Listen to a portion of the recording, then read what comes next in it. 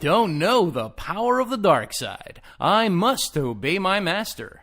And that's why we are here on location this week, recording a new episode of Faking Star Wars Radio, the official podcast of fakingstarwars.net. We have a great show for all of you. We need to talk about the new Star Wars prequel novels just announced this past week. We also have a dubiously difficult Duel of the Fakes. Let's see if IG can get the win percentage up just a little bit. We also have a tweet of the week, an introduction to the podcast, an outro, listener mail, a fake segment about extreme ironing, and as usual, a few surprises. Hey all you Patreon supporters, it's time for your shout-out. Darth Taxis has joined at the $5 Fake Jedi Knight tier. Darth Taxis has been swinging his saber and hot space opinions without care at his own podcast called Starships, Sabers, and Scoundrels. We appreciate all the support. If you'd like to support our Patreon, you can get on fakingstarwars.net and click on our Patreon. We have many great prizes, and you can buy in at any level you want. Helps us fakers bring you the content you know and love.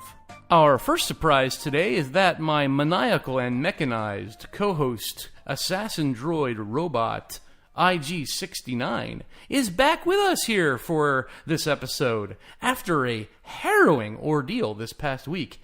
IG, welcome back. Everyone has been very worried and wants to know what happened to you. Glad to be back, Storm Duper. Unfortunately, what happened to me was classified. Oh boy, well we're going to try to get some information out of you I think a little bit later, but we are glad that you're safe and sound.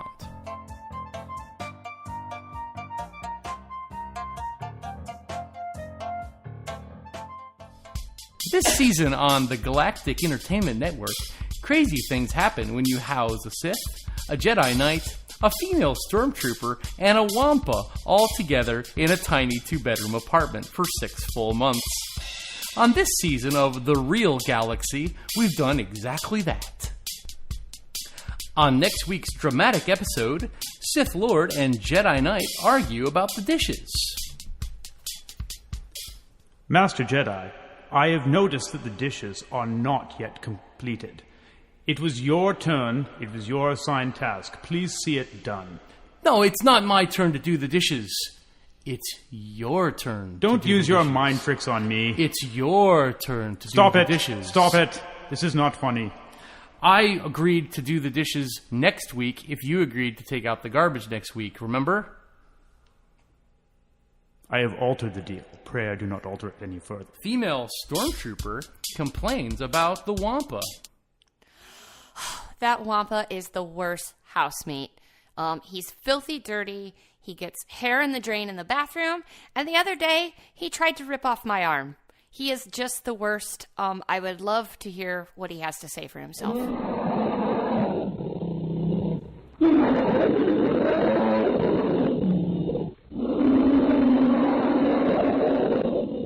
Tune in every Tuesday at 7 p.m. Galactic Standard Time.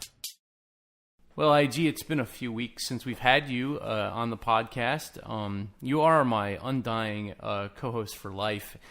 And a lot of people were worried last week when we had a replacement for you. And I did get the news that you were actually being held in captivity. Is that correct? Not exactly held in captivity. I had a mission to infiltrate a Imperial penal colony.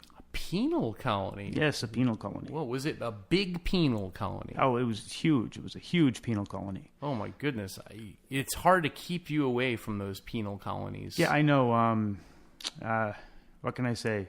The rigid discipline there. Yeah. So is there anything you can share with us about the infiltration? How did it go? Were you successful? Well, luckily I was able to glue on a small mustache to my helmet, and therefore able to blend right in. I was able to blend in and successfully infiltrate the penal colony. So, were you docking with the penal colony with your ship? How did that transpire? How did you actually? No, it was more of a deep penetration. Okay, yeah. Okay, wow. Well, we're glad that you came back unscathed. You know, we were very concerned. I was just crying into my pillow when I heard that you weren't going to be around. And somebody came forward and asked me, I was just distraught. And to help me sort of keep my mind occupied, they actually asked me to appear on their radio show. Oh, okay. How did that go?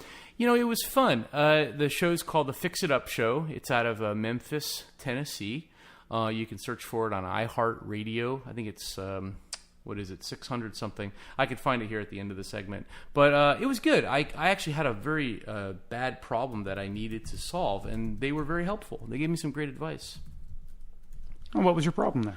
I'm sorry. It's 600 WREC, by the way, on iHeartRadio. The episode aired on, I believe, the 21st of July, so you can go back and listen to it. They have it.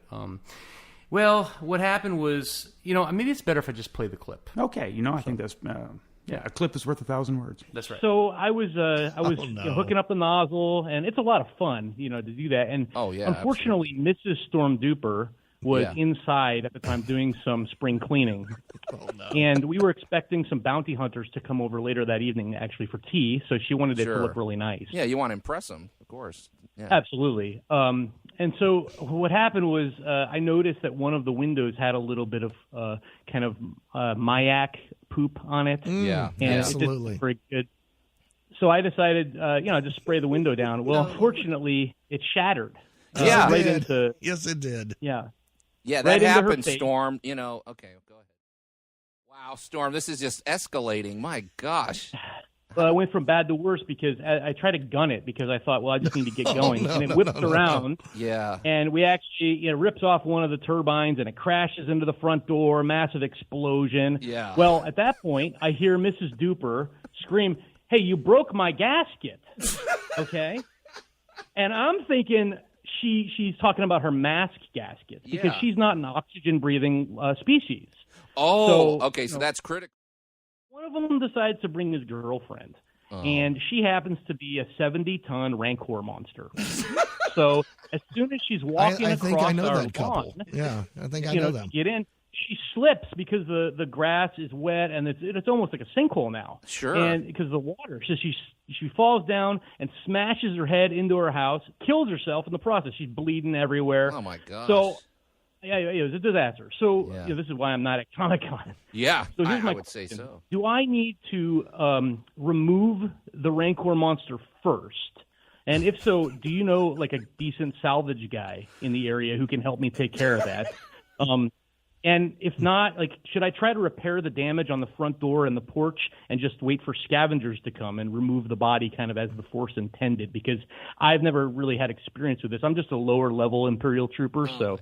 Okay, well, multi-level question here, Alan. So, first of all, you just need to find a Force user to help, adjust the Rancor to a more livable position to make sure you don't have any structural damage. Yeah, absolutely. Because, that aluminum bends easy. Right. So, I liked their advice about the Rancor situation. Mm-hmm. Have you ever had Rancor meat yourself? Oh, sometimes. It's how do you season yours? I like a little bit of lemon pepper. I like a marinade, with a little bit of red wine and garlic, and then lightly grilled. Do you pair it with red or white wine? Mostly with Everclear. Everclear. Okay. Yeah. Okay. Great. Yeah, it was a really difficult situation to deal with. I've never had a Rancor like that die on my front porch, but the Fix It Up guys were very helpful, and this may be the start of something great yet to come because they are also massive Star Wars fans and pretty clever in their own right. I mean, I don't want to compare myself because that wouldn't be fair, but they really were able to hold their own. So. All right. Yeah, we may actually, if things go well, we may actually, this may lead to more collaboration in the future. So. Oh, that would be excellent. Yeah. Great. Well, I'm glad that both of us had such an adventurous last few weeks. It's good that we're back together, though, for this episode. Duel of the Fakes. Here we go again. It's another round of Duel of the Fakes, the award-winning game that's taken Sweden by storm. So far, it's 1-4, I believe. No, that's 1-3, I think. 3 losses, right? right, IG? 3 losses? I think I won one. You won once and you lost twice, and then Teeb lost last week. So, okay, so that's 1 out of 3, right? So pretty bad, abysmal, I would say. Let's see if you can improve the statistics a little bit here. All right, let's roll the dice one more time. Yeah. In case our listeners are unfamiliar, here's how it works. I'll read 3 headlines. That should all be fake news, but there is one real story hiding in the bunch. So IG has to identify the lying, cheating, scandalous true story. You got it, IG? I think I'll get this one. All right. I wish you luck. May the foe be with you. This time we're focusing on stories involving outer space. Here we go. First up, recently there was an American astronomer who gave the asteroid known as 2001 SH73 the all-new name of Hamill, after Mark Hamill. Okay, that's the first one. All right. Are you in the asteroid naming business? No, but I could see that being potentially true. I mean, naming asteroids or other celestial bodies is, it's a thing. Sure, it happens. Yeah. Next up, Elon Musk's company SpaceX sent a Star Wars care package featuring movies, toys, shirts, and a life-size, fully functioning R2-D2 unit to the International Space Station earlier this year. Wait, life-size and fully functioning R2-D2 unit? That's right. They sent it right up to the International Space Station. Mm-hmm. Yeah. Elon Musk is a pretty cutting-edge entrepreneur. He's already sent a car into space, to Mars, right? I mean... All right. So we'll see. Last but not least, after President Trump announced the world's first Space Force, he contacted Lockheed Martin to begin manufacturing fighters inspired by the X-Wing design. So, can you smoke out the real story there, posing as a fake IG? Ooh. So you've got the American astronomer naming Mark Hamill, Elon Musk sending a care package with R2 into the International Space Station, and Donald Trump and the X-Wing design for the new Space Force. Now, here's my question about the Mark Hamill asteroid, 2001 SH73. I mean, it's all fine and dandy that they are renaming this asteroid after Mark Hamill, but what is that poor guy 2001 SH73 going to think about all this? Like, he must be really broken up about it, I would think. Well, I suppose, like, whoever named it that to begin with was, would be upset, that someone renamed their creative design, but... All right. So let me see here. I got to see which ones. I think obviously the Star Wars care package. I don't think that's true. Definitely fake, you think? I think that one's definitely fake because obviously, I mean, I don't know, unless like what they mean by fully functional R2 is that it beeps. Well, it moves around and swivels heads and shows right, holograms of clearly mediocre actresses. Yeah, I don't think that's the thing. I'm pretty sure that one's not true for that reason. Trying to get, Donald Trump trying to make X-Wing fighters. It sounds cool, but it's also like impractical. Like the X-Wing design probably wouldn't be a good design for a ship. Like an actual ship. I mean, it looks cool as a model, but okay. I think he would probably have to let the scientists come up with the most aerodynamic design rather than telling them to make a fighter that looks like an X-Wing. It just would it would be something he would do, but it would also make no strategic sense whatsoever. Well, let me sweeten the pot here a bit. But also, is he a Star Wars fan? Donald Trump? Yeah. He might be. I mean, he grew up in the era of Star Wars. He could be. Yeah. Let me just raise the tension here a little bit and the stakes. We have a new punishment for you this week. If you get it wrong, a fan has actually sent in a cover version of the Duel of the Fakes jingle. And as a punishment for getting it wrong, you'll have to listen to this 24/7 for the next 16 years. Okay? I'm just going to play a little bit here for you so you get an idea of what you're dealing with, okay? Duel of the Fakes! It's a duel of the fakes! Once again, fan covered this and sent it in without any requests on our part. Wow. That's I think they're very talented. And not at all inebriated. No. Sobriety is a key value here on the podcast. We would never do anything to support inebriation. Oh God. So you got to get it right, or you can listen to this every single day for the next 16 years. All right, okay, turn it off. Oh, just a little bit more. Oh, God. You're a horrible man, Storm Duper.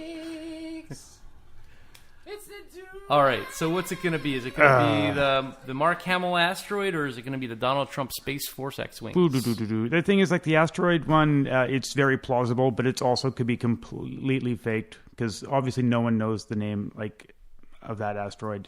I had a friend in high school named 2001 SH74. So I mean, it's a family possible. name, right? Yeah, it runs in the family. So it's interesting. All right, well, I guess I'm going to go with the asteroid because it's the most likely one, but yeah. Anyway, we'll just have to see. Well, congratulations, you have guessed correctly. And that means that you don't have a punishment this week. You've taken the ratio up to 2 out of 3, so 2 out of 5, actually. That's great. All right. Oh, God. Yeah, no, just for a little bit. Just a little stop bit it. more. No, stop it. Oh, come on. Just a little bit more. Stop it. Oh, God.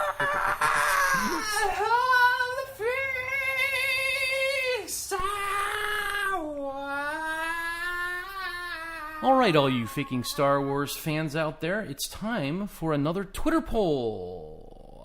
And we have Jemma the Hutt in the studio with us, along with IG69. Guys, how do you feel about doing a poll today? Sounds like fun. Yeah? I feel great. Okay. Well, the poll is from none other than Willy Bobo at Faking Star Wars on Twitter. And it says, after deleting 20,000 tweets, what should Rian Johnson delete next? His career. Are you familiar with this story, Jemma? Not so much. I'd love to hear a recap. Why do you think he deleted 20,000 tweets? I'm guessing he might have said something wrong, and now he's running for the hills. What do you think, IG? Is this in response to the James Gunn incident, or...? The timing is eerily similar. I mean, he was just dismissed from his role as director of the Guardians of the Galaxy, what was it, like a week ago? And he had tweeted 10 years ago some very offensive rape jokes, I think, and other things. And Disney pulled those skeletons out of the closet and completely fired his... Well, I think Disney didn't pull them out. Someone else pulled them out, and Disney fired him for them. It was some activist, I think. Very conservative right-winger, I guess, and Disney played right into their hand and went with what they had come up with. So, yeah. It's good to know that no one is safe from their past. Not even you, Storm Duper. Nope. Yep, I love politics in my choice of directors. Yeah. Well, I mean, whenever I watch a movie, the first thing on my mind is what joke did this person make 10 years ago on a social media site. Yeah, it really affects my enjoyment of the movie. Absolutely. So anyway, Rian Johnson followed suit, and he decided to just purge his Twitter catastrophically. Do you think people have already got screenshots of every single tweet? Probably a lot of them. Now, I have been following Rian Johnson for probably 3 years, and I haven't seen anything off-color or racist from him. The only thing he said that's been offensive is calling people like me, like a fanboy. Well, but you are a fanboy. Or a crybaby or whatever. Also that. Yeah. But so I think... The truth hurts? These are just accurate, observations of you after spending time with you.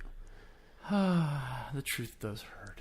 So, in those 20,000, the chances are probably pretty good that there's something that's career-ending, I would guess, just based on the odds. So, who should he delete next? Here are the choices. His girlfriend, his Instagram, Kathleen Kennedy herself, or his man-baby facial hair. And this is a poll that's been up for about the last week. What do you guys think is going to be the top winner here? I would say that he should definitely keep the man-baby facial hair, because that's just cute. What about you, Jemma? What do you think? I think it's going to be Kathleen Kennedy. I think people are a little upset with her. Yeah, I think there's a lot of like Kathleen Kennedy hatred out there, so probably her. Yeah, that was my first guess too. Let me pull up the results here because I didn't want to see them. I didn't want to be influenced. Well, what do you think? I think probably it's going to be Kathleen Kennedy too. The hatred for her is just unbelievable.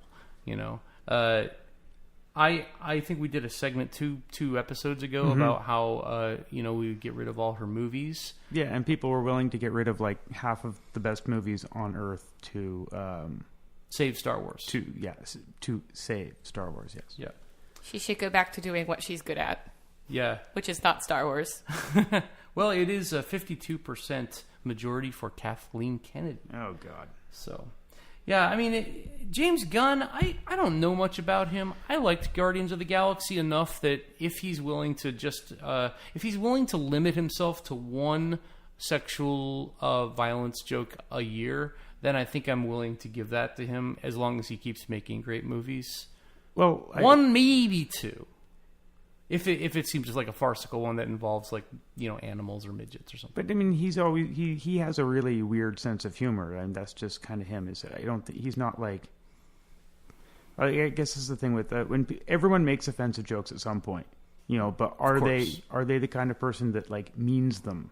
That's because that's not really a joke. Then that's just someone disguising their real opinions. So you're saying that if you say something mean and you say it humorously, it's okay, but if you say it without humor, it's not okay. It can be in its context. We all have terrible joke skeletons in our closets. Yeah. Right. I don't think it's worth flushing good movies down the toilet. Or removing people who are very talented at their jobs for, again, something he did apologize for those things a long time ago. And those were like, it was a trolling account. So who's going to write that letter then? Dear Disney, please reinstate the rape Joker as a director of Guardians of the Galaxy. It's for the good of the universe. Yeah, I think that okay, but then really, if they never fired him, would there be protests?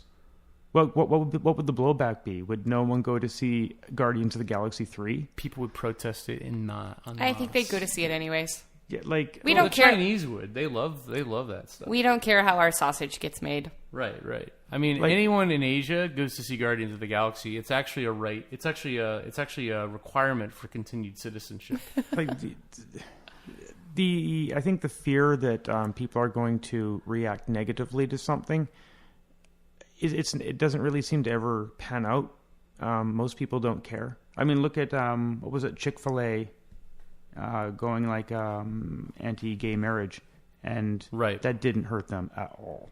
It probably helped them because they got their real supporters galvanized. Yeah, I guess so.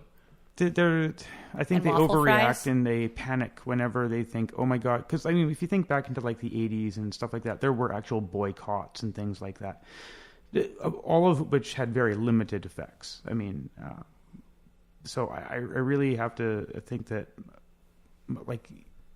No one needs to actually do anything about the fact that someone was offensive because it doesn't affect the bottom line at all. Unfortunately, our memory for being offended is short, but bad movies are forever. That's true.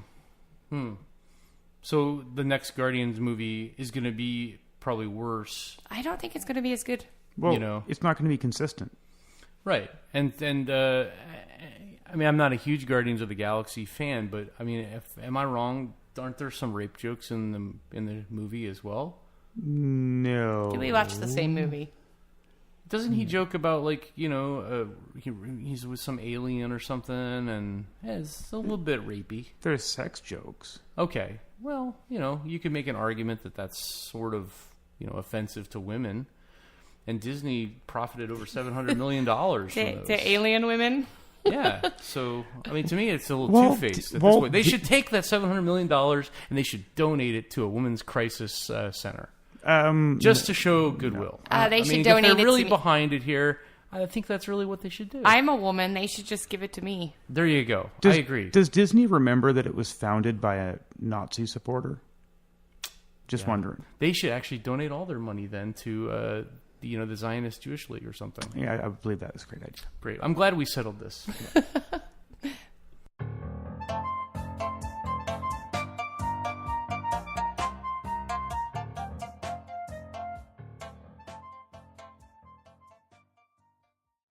Galactic Faking News.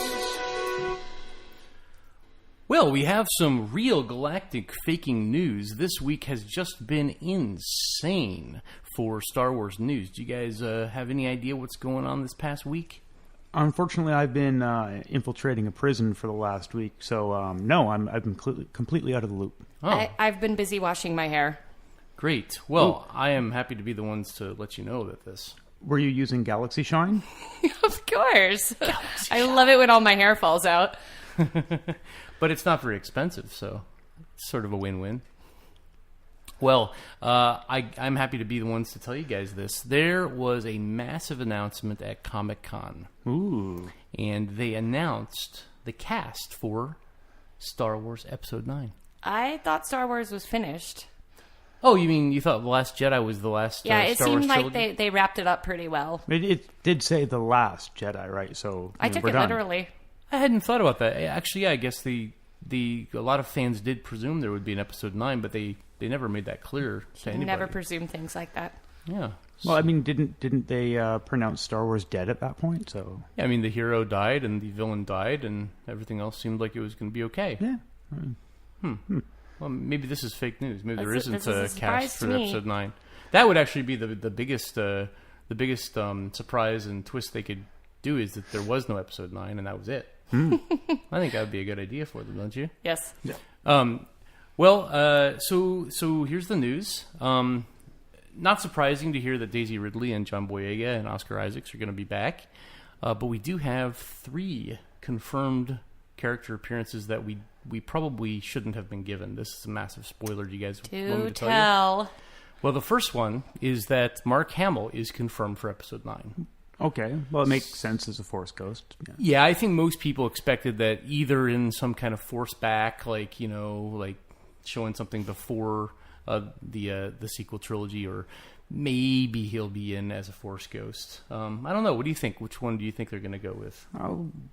Probably Force ghost. Yeah. Force ghost. It's tricky though, because he sort of had such a, he's like screw it mentality. Like, why would he come back? It's almost like he's been there, done that, kind of. Well, okay, you saw. I think from the original series, like whenever you saw a Jedi's body physically evaporate, it kind of meant they'd become a Force ghost. Of course. Yeah. With the exception of Darth Vader, who would have never ever learned how to do that, that was kind of always like a weird thing. They kind of made it seem like every Jedi, in Return of the Jedi, it seemed like it was just something any Jedi or former Jedi could do. Right. If you were a Jedi, or if you were on the light side of the Force, then you could appear as a Force ghost. Maybe Luke sort of taught him as he was dragging his carcass in an attempt to put him into his shuttle. Yeah, it wasn't something that Luke would have learned at that point either. Like, I suppose that's true. In like I guess the Clone Wars. The Clone Wars saga, or was it? Yeah, it was the Clone Wars, the cartoon one. Of course, the Qui-Gon figures out how to do it, but he can't physically appear. He's like, it's an imperfect technique, and then Yoda goes and figures out how to do it, and he teaches Obi-Wan. Okay. Maybe he'll come back as a fairly ambivalent Force ghost and just mess with people, like a little bit of comic relief. Like a troll? I would, like he's not going to be very helpful. I would assume he would mostly be appearing to Kylo, though. Yeah, that would be an interesting thing we've never seen, to be a Force ghost actually kind of berating and bothering and haunting almost like somebody. Bothering him while he's on the toilet. Yeah, I like that. Oh, that would be hilarious. Yeah, we've never seen a Star Wars Sith on the toilet before, so see a Dark Lord. Kylo's not a Sith, but he's a Dark Force user. So he's kind of a Sith. I mean, they did imply that. You could just imagine the Dark Forces that he has to use on the John. I see a lot of potential here. Yeah. Well, anyway, so that's Mark Hamill back.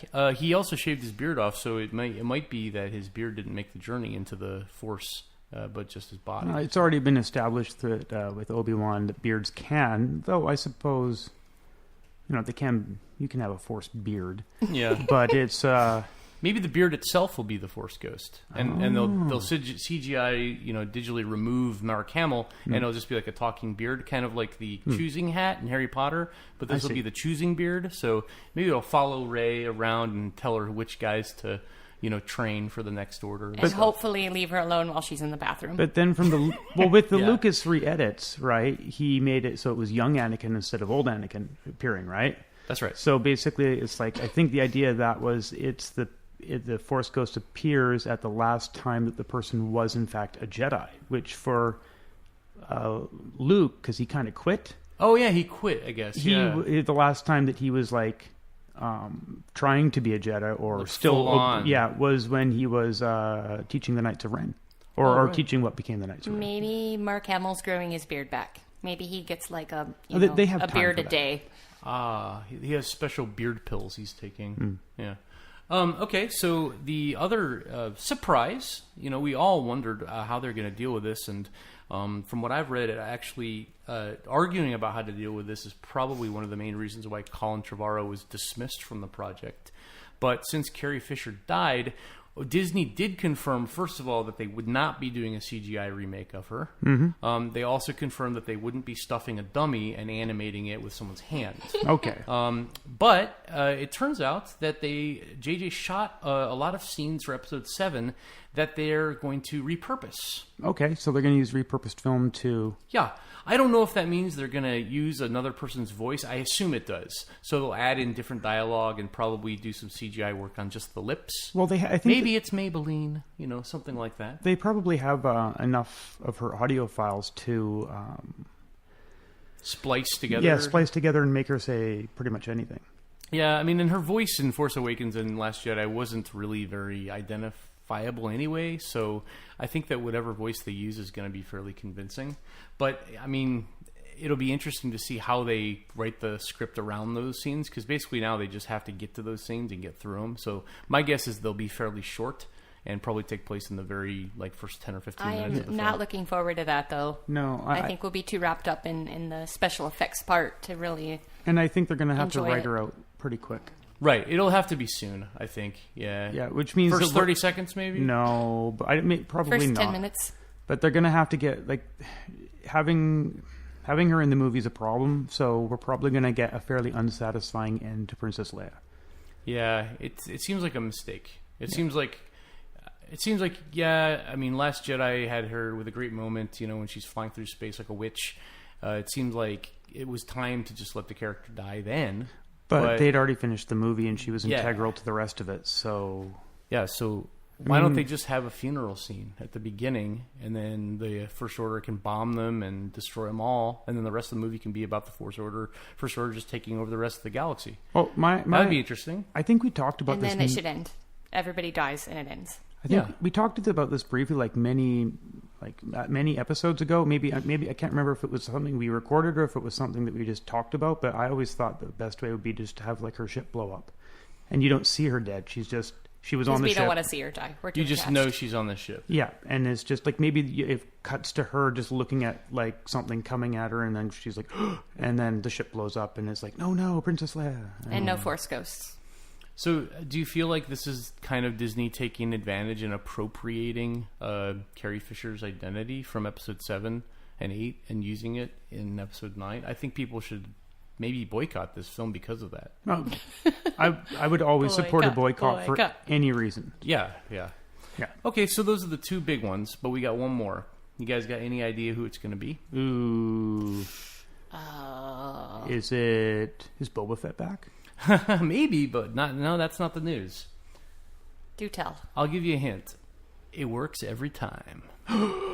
Yes, none other than Billy D. Williams is confirmed for Episode 9, which means we're going to see Lando. What does he look like these days? He looks okay. I think he's going blind, or he can't walk very well with a cane, so he's going to be more of a Pizza the Hut kind of character, probably. I don't think he's going to be doing any of the action sequences. He might be working in a retirement home. Possibly Leia will consult him, to sort out her future, pension situation, something like that. As long as he's not on Cloud City, I think he should have moved on from that at that point.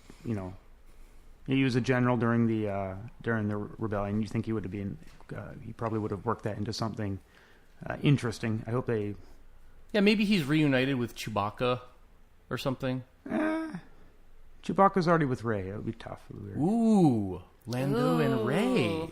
Lanlo. That's something sounds Noah like an mentioned. adventure. Because, I mean, who can really resist that smooth talker? What about Lando and BB-8? Well, that's also compelling because we do know from Han Solo that Lando goes all ways when it comes to droids. So maybe we could have our first threesome with Rey and BB-8 and Lando. I hope not. Well, the Millennium Falcon watches. And records everything. So there you go. That's the news from Comic-Con. Big news this week. And I, for one, just can't wait to see the movie now that I know that my childhood heroes are going to be in it still.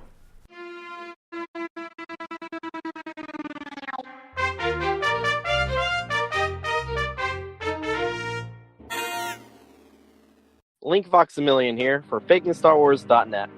We're currently looking for 3 interns to work in our Cloud City Bespin office, which is our home office, by the way. The last group, well, they had to let go after we found some questionable content they posted on their MySpace pages about 10 years ago. Anyway, it's a 9-to-5 position, Monday through Friday, some weekends, and while this is an unpaid internship, you can earn bonuses if you're good at the job. The responsibilities will include going on coffee runs, donut runs, pizza runs, washing dishes, including our large collection of Fanboy Tiers and SJW Tiers mugs, making fake concept art leaks on MS Paint, posting our content on Reddit and other social media pages, boxing up and shipping t-shirts and other FSW merch, running one of our dozens of fake Twitter accounts, and many other odd jobs.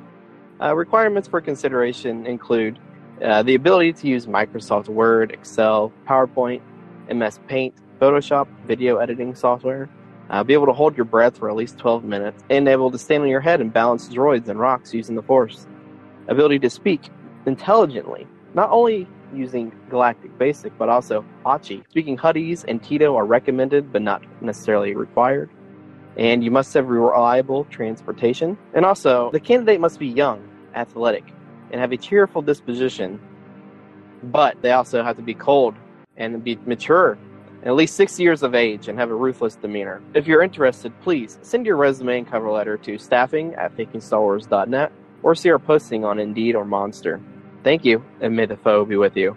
Now back to your regularly scheduled podcast.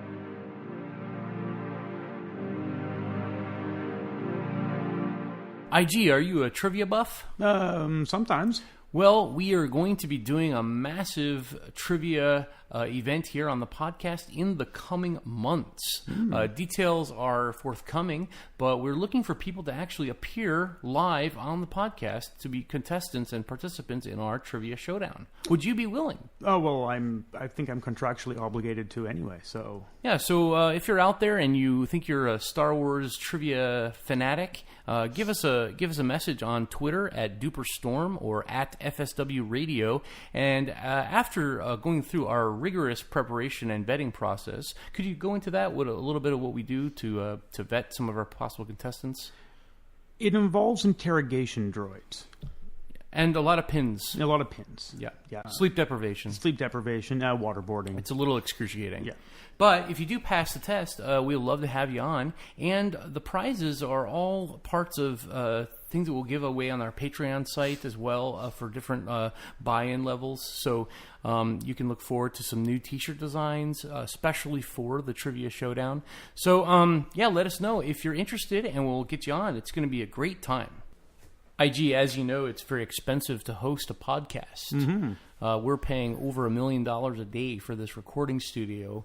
And as a way of trying to offset some of the costs, we actually run a little side business of selling Star Wars-related comedy T-shirts. Mm-hmm. Have you taken a look up on tpublic.com /fakingstarwars and seen some of the T-shirts that we have for sale?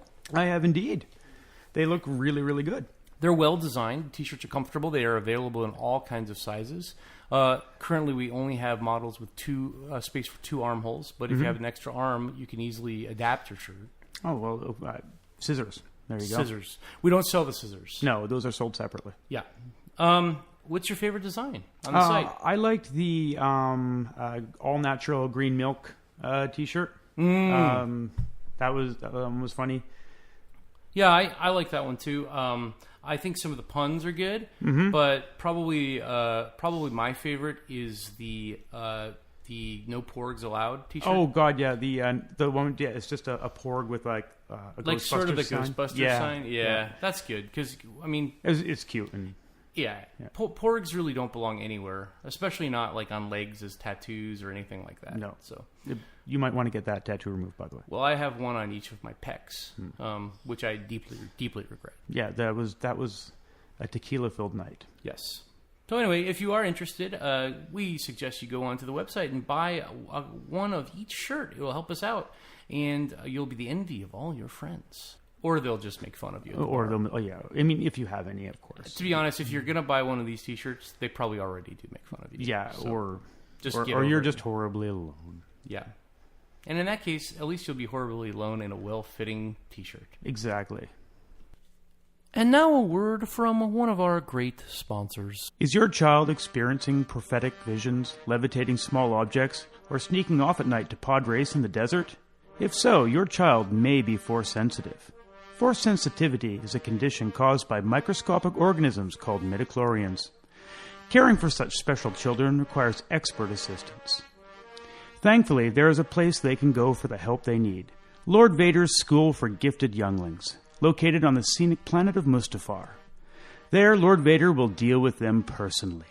So if you suspect your child is Force sensitive, please go for a free midichlorian check at your nearest Imperial medical facility, and then enroll your child in Lord Vader's School for Gifted Younglings. It is their destiny.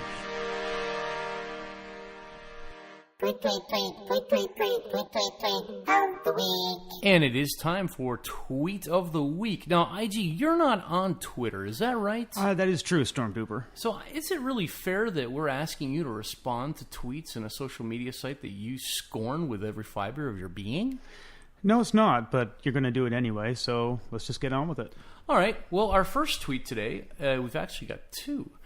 This comes to us from Sheeval Knievel, and he says, "Hey, Faking Star Wars Radio dudes. Are you a dude? A droid is a dude?" I'm more of a cybernetic being. I'm already taking exception to this tweet just by the candor name-calling of getting in the very first word, but anyway. I'll develop a pronoun for you and then force you to use it. Thank you. Dudes, I'm loving the pod. Great job. I want to know if you think if a legit straight-up comedy would work set in the Star Wars universe. Who would you cast? Plot points? Fart jokes? Thanks, fellas. So, it's an interesting idea, just doing a straight-up comedy. I mean, every Star Wars film has some humorous moments, but make a whole comedy series. What do you think, IG? Well, like a comedy or a parody, like. It's different. It's not going to be a porn parody. No, I mean, that's already been done. Right. Very well, I might add. Oh, yes. And so, if you're going to do a comedy, first of all, would you go with an animation or a live-action Star Wars comedy? I would like to see a live-action one. Me too. I think that's the only way to go, actually, because, the kind of bumblingness of slapstick, with live-action is really... The possibilities are endless with the Star Wars aliens and force bumbling. What about an entire movie of Jar Jar Binks? That's a good idea. Sure, he'll step in all the poo poo. Yeah, it could just be like a gauntlet of every alien's defecation, and Jar Jar has to. And he's slipping through all of it. It could actually, it could even be not even a comedy, but it could be like a live action sports event, kind of like Infinity Challenge or like what's that American Ninja? Okay. Yeah, so it could be like that with Jar Jar as the host, or even something like that where they go through these different Star Wars obstacles while Japanese people make fun of them. Oh, that would be amazing. Yeah. And then like weird English dubbing over it so that it clearly makes no sense. Right. Oh, and I mean, they could have all manner of other aliens and bring cosplayers into it as well. Because normally that's a very dignified hobby, but if you put it in conjunction with that sort of game show, then it would take on more of a ridiculous tone, I think. But I think, like, more seriously, like an actual comedy movie, I think there would be room for that. I think Star Wars can go in other directions, but you have to ditch all of the original characters. Right. Because if you go comedy and you use the same character, then it doesn't work. Yeah, I mean, if you have Palpatine coming on and he throws a pie in Vader's face, right? That's not fun. No. It just doesn't work. Well, like if you think about it, like something I liked about the Han Solo movie. Well, of course, it's using Han Solo. It really, if there had never been the original series, it still would have been a fun movie. It stood on its own. Right. So, but of course, it still leached off the nostalgia of the original series. So, I think like Rogue One obviously had to be it was tied so closely to the series you couldn't remove it, and it wouldn't have stood on its own as a movie. It would have made no sense. Yeah. A New Hope required somebody to have seen the previous. Sorry, Rogue One required people to have seen A New Hope. Right. So if you took the idea of just setting something in the Star Wars universe, which is very vast, but people say, oh, it's very small. You can only have Jedi and something like that. I think that's wrong. I think you could have like a funny a movie about like funny smugglers, or just like some crazy planet where people have to there's different cities and stuff like that. You can build on that. You can have you could do a comedy or anything you want really. So what other genres do you think that Star Wars hasn't exhausted yet? Horror, we have seen some horrible things in Star Wars. I mean, have you ever seen the prequels? Oh God, yes. But what I mean is like all the monsters, Sure. Like you're on Hoth being hunted by a bantha? No. The Yeti. Yeah, it's the bantha monster. No, the bantha's like a big lizard. Oh, right. No, the bantha's the Yeti. No. Yeah, he is. No, it's not. I'll bet you $5. I don't. Wampa. It's the Wampa. I'm sorry, the Wampa. Yeah, the bantha is the. Yeah. Sorry, the Wampa. Gosh, I'm really losing it here. Yeah. It must be the heat. Yeah. So the Wampa. Why not take the Wampa and actually tell the Wampa's tale? Oh, or a movie from some of the other species' point of view. That would be interesting. Yeah. Adapt other Disney properties for Star Wars. For example, instead of the Lion King, it could be the Tauntaun King. Or think... Oh, God. And do remakes of his Disney father films. Gets cut open by a Jedi.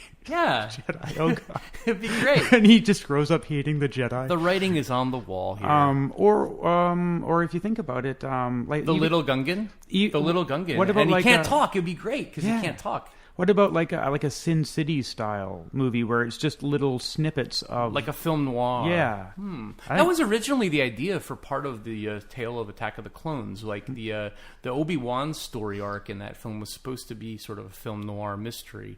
Instead, it just sucked. Oh yeah, it did. So cool. Well, here's your other tweet here. You're gonna like this one, IG. This comes to us from Diana Skywalker. Mm-hmm. I'm assuming it's a female, but I don't want to be sexist and presumptuous, but the name does say Diana. She asks, if you could go on a date with any Star Wars character, who would you choose and why? Who would you choose, Storm Duper? Well, I always was very sexually attracted to Aunt Beru. Mm-hmm. Yeah, I just thought she was a great homemaker, and I liked the way that she deferred to her husband and just sat in the Tatooine hovel all day making breakfast and pouring blue milk, and she never complained once. So I thought she's, very, very attractive. So choice is clear for me. How about you? I was thinking maybe the Rancor. Ooh, well, the Rancor does make for a feisty bedfellow. Oh, you know what I mean? Yeah. I've had a few Rancors in my life, and you're never the same. I just think, that would be an exciting date. Yeah, it's definitely one to tell the guys about later on the water cooler the next weekend. You'd be missing the top half of your body, but, we'll just... Yeah. But that's not a problem in Star Wars, No. If you miss... that actually... See, that's what should have happened to Darth Maul. Instead of Obi-Wan slicing him in half, he should have just tossed him to a Rancor. The Rancor could have had its way with Darth Maul, and then that's how he got his legs later on. More compelling. Or is that the comedy version, I guess? Yeah, I guess that'd be comedy. Like, they're both like smoking a cigarette, and Darth Maul's just missing his legs. Yeah, he's like, oh, Rancor, I've never had one like that before in my life. Nobody's ripped my legs off like that before. Or just have it so that when he comes back, it's his legs with a robot body on top. Oh yeah, that would be good too. The other way around. Very good. Well, if you have any tweets for us, you can get me on Twitter at DuperStorm or text Willy Bobo at Willy Bobo or FSW Radio. We look forward to hearing from you. IG, I know that you're no great lover of Star Wars. No, I hate this series. But you have decided to do the podcast again with us, to my great delight. You're currently sitting there in the chair in handcuffs. But I just appreciate your willingness to still carry through and give the fans really what they want.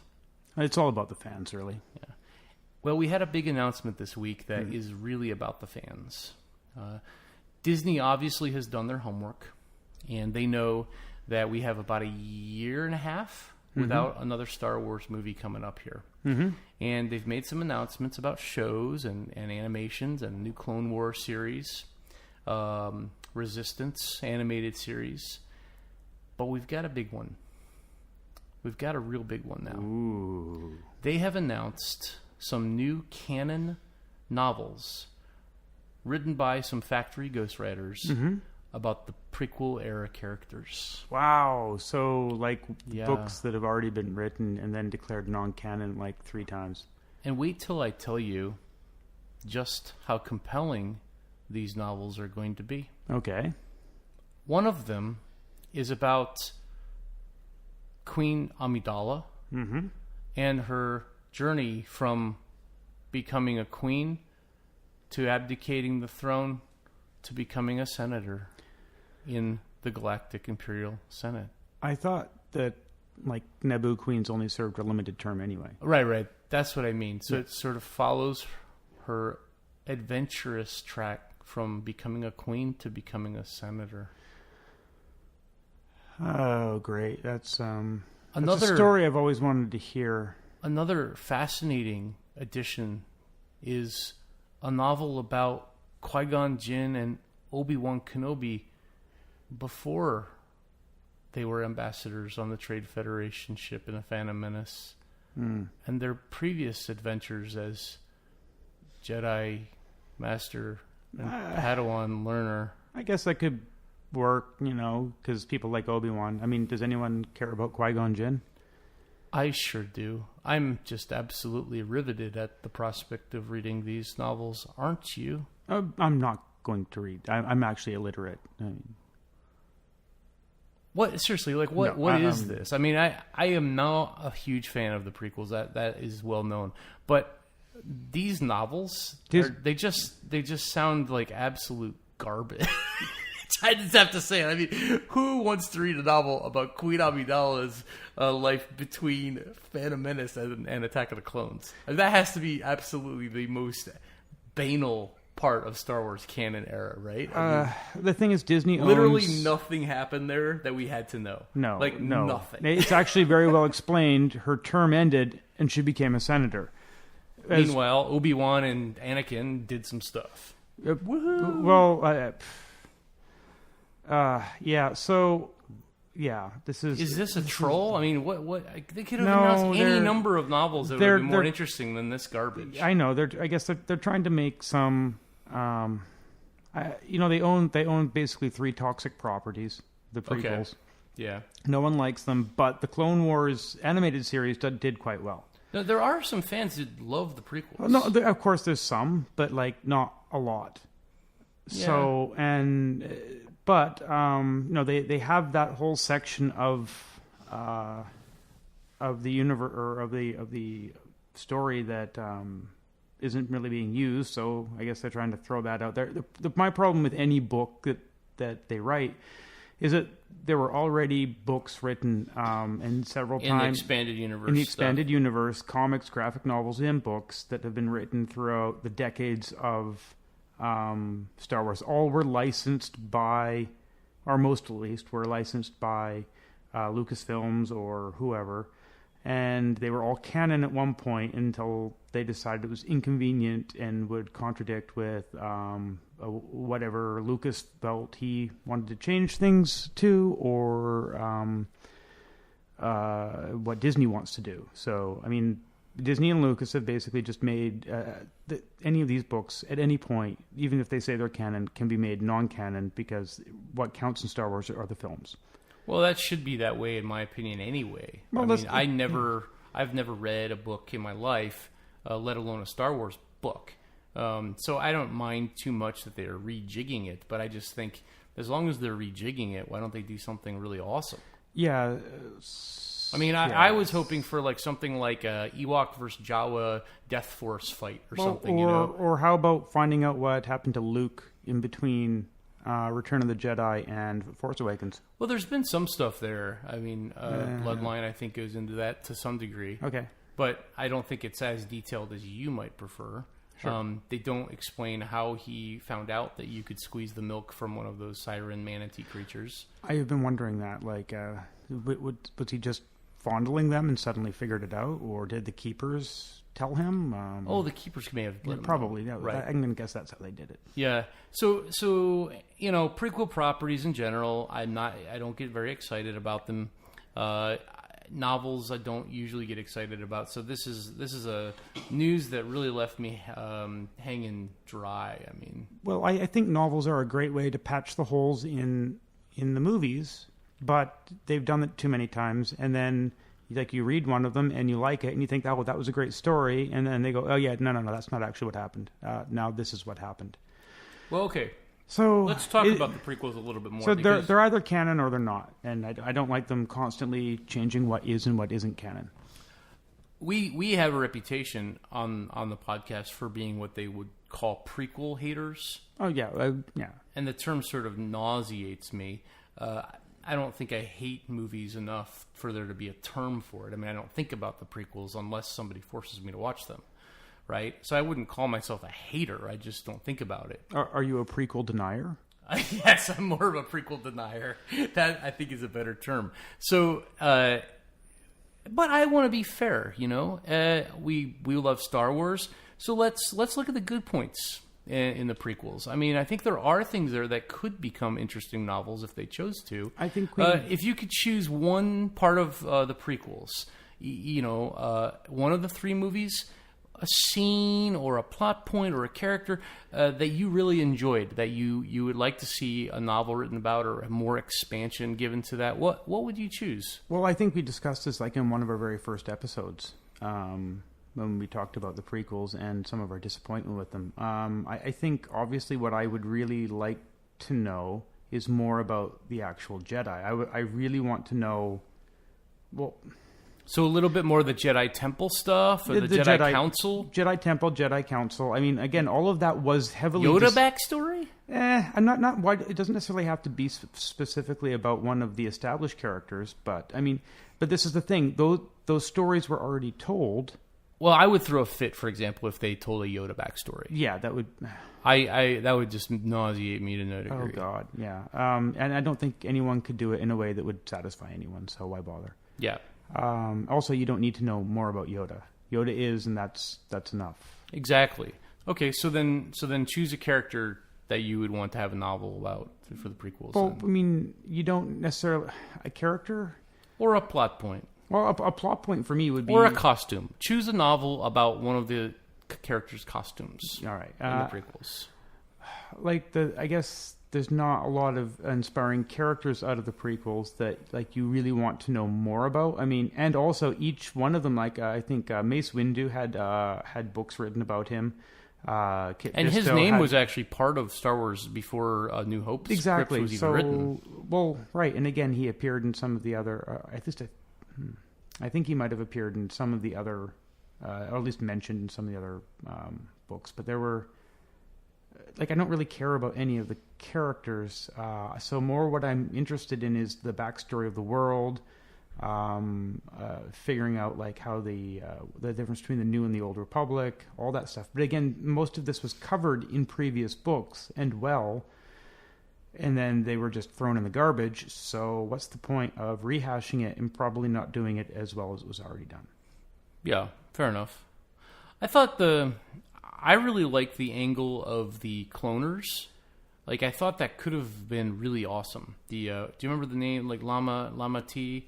What was the name of that species? I can't remember the name of the species. But I thought they could have been done really well if they had made them like gritty and grimy and just, give them a lot of attitude. But they just seemed so serene and spotless, and they didn't have a lot of I character. don't really care about that people or its backstory because they seem to be more there to do a job than to have a culture of their own. Right. So I'm saying like the Gungans have more culture than right. It could have been interesting though to expand on that a little bit. I think. I mean, I guess, but then how did they get into cloning? Well, no, like I always wanted to know, like Darth Tyrannus, who was he? Jedi.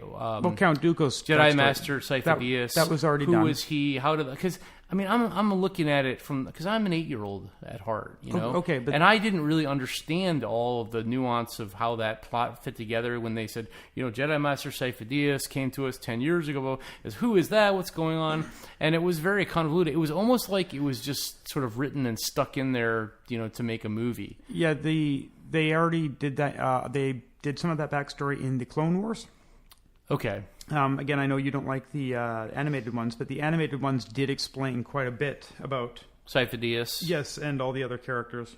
I see. Yeah. So I don't know. Maybe it's already been done. Another part of the prequels that I think was pretty cool. Actually, I really liked the planet with the bugs. Geonosis. Geonosins. The Geonosins were neat. I liked their design.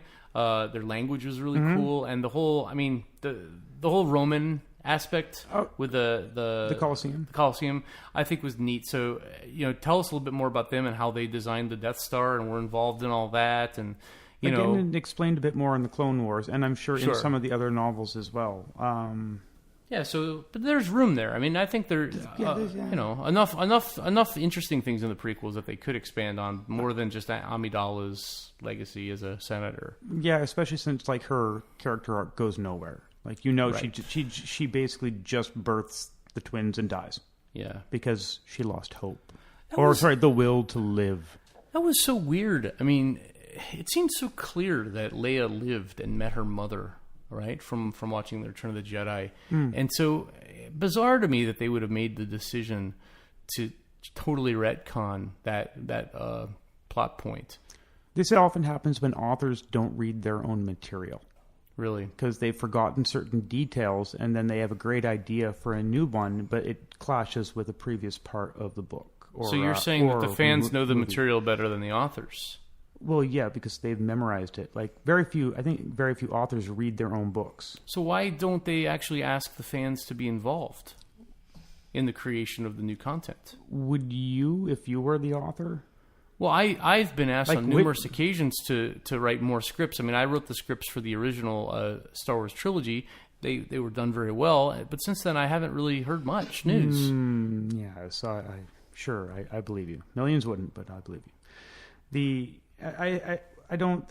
It's not about just asking the fans because you can't ask 1 million people and then basically have like some sort of massive focus group on how to make your movie.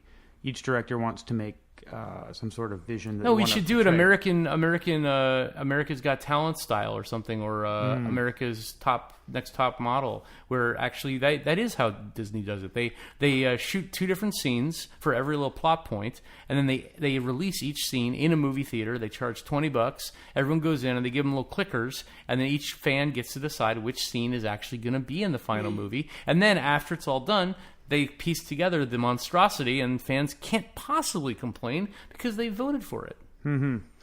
Yeah, I think it's the future of filmmaking, don't you? Yes. No, that's not how I would want to do it. The thing with these books is that I don't mind reading a story that's well written and is interesting, even if it's canon or not canon. I'm just tired of the removing of books from canon and the significant altering of the story, rather than using them as the basis to, design your future movies and stuff. Like having people read through it and say, well, these are the things that happen. So what should we do now? Because they just ignore them. And I'm sure in a couple of years, these books will be removed from canon again, and they'll rewrite them again. And well, why? There's no point. They're a completely useless portion of Star Wars. I think there's another idea here, and that may be that Disney has actually given up on the films. Every Star Wars film that they've come out with has made less money than the one before, and Solo completely flopped, and they took a huge hit on that one. Last Jedi didn't do as well as they had hoped. Rogue One and Force Awakens are really the only two success stories they have, and the trend is downwards. So it could be that Disney is actually just kind of preparing people for the inevitable. They're just going to, trash the franchise basically, and then just release books about things like Amidala and her. The Last Jedi still made a lot of money. Last Jedi made money, yeah. It did. No, it was a success. Solo didn't, because all you heard leading up to it was that it was going to be a dumpster fire. Yes. And it wasn't. It wasn't. It was actually one of the best ones they've done. Right.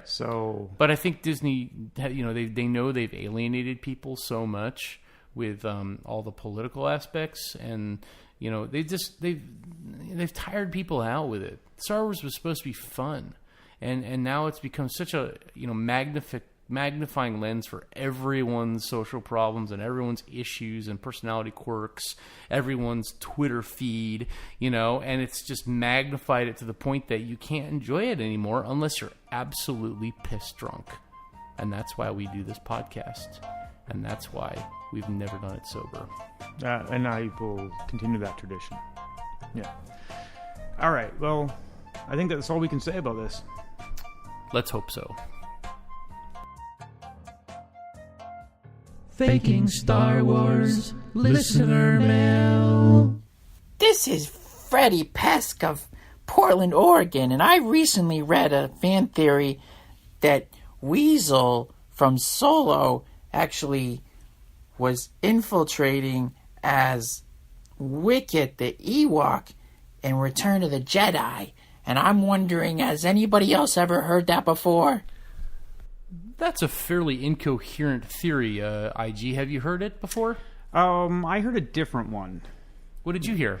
I thought that it was Willow was infiltrating the Cloud Riders as Weasel. Ah, okay. It's a total crossover. Yeah, it's all part of the same expanded universe. That could be. I mean, the Willow world has some Force use. I mean, you could say the Dark Witch there is. Yeah. Well, see, it was even longer ago. In a galaxy farther away. Farther away, yes. I see. Yeah, so. That might be what Rian Johnson's new trilogy is going to be. A really long time ago in a galaxy ridiculously far away. Willow was, in effect, the first prequel. Oh, there you go. Yeah. Right. A lot of people that saw Weasel in Solo didn't know that he actually has been in Star Wars before. It was not his first Star Wars movie. Oh, no. Yeah, he actually was at the pod race next to Watto and Jabba the Hutt, rooting for Sebulba. Mm-hmm. And according to Wikipedia and canon, he actually then became part of Emphasis Nest Cloud Riders later in life.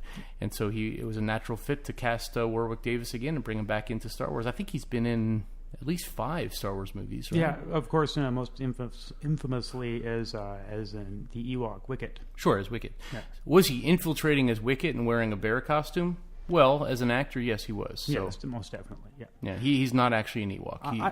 I'd like to see him be like an actual character with lines and... not just a cute teddy bear little person? I think he'd be good. Yeah, I mean... I suppose they could make a film about how Weasel left Jabba the Hutt and the gangsters and decided to infiltrate Endor as some kind of spy. But then you have to kind of have a way of explaining when he was involved with Enfys Nest, how he left them and how that worked out with the rebellion. And then certainly, like, if he was working with the rebellion on Endor, infiltrating, then the rebels would have already had a way in. And why would he have just spoken the Ewok language? Oh, by the way, what is the Ewok language? Do you know? No, I don't. I have to get on Rosetta Stone and check that out maybe next episode. But yeah, so I think this theory is hooey. What do you think? I would say it has very little chance of being true. It sounds to me like the theory of some desperate fanboy about to get married who just doesn't have, who has too much time on his hands and is panicking and just trying to come up with something. That's oddly specific. Well, I go for specifics because I think that's really where the heart is. All so, right. Yeah. Keep tuning in for listener mail, and if you have a question, please send it to us on Twitter or our voicemail box in Topeka, Kansas.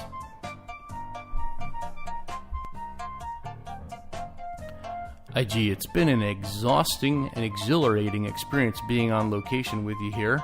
What a great episode. Tell the listeners how they can get at us.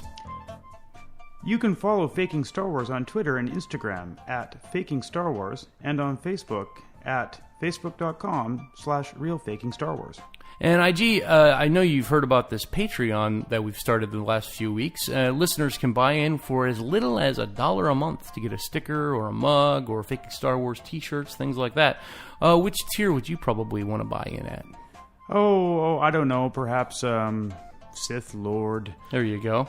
Well, it's been really successful, and if you'd like to, go to our fakingstarwars.net and click on Patreon and give us a little help. It'll increase the odds of this podcast continuing into the future, and it also gives us a little bit of money to buy some pepperoni pizzas. If you want to submit a question for us on Twitter, use the hashtag FSWRadio, and we'll probably read it next week.